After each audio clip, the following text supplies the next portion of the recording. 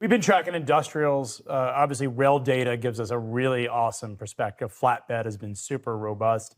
But when it comes to retail, it seems to be a little bit of question around particularly CPG, food, specifically food and bev, seems to have these weird sort of, I wouldn't call weird, but these sort of headwinds against them, SNAP payments, consumers sort of changing the types of food that they consume, food and bev, alcohol consumption's at sort of record lows relative to population.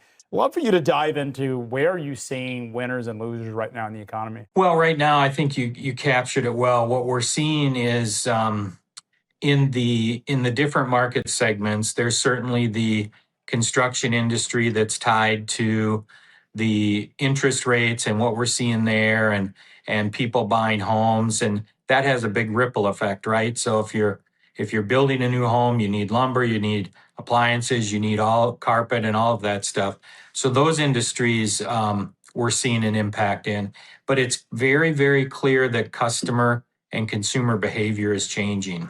And then you get into some of the structural changes that we talked about. And unfortunately, there's been some situations where there's been recalls on different food products. That has a big impact as well.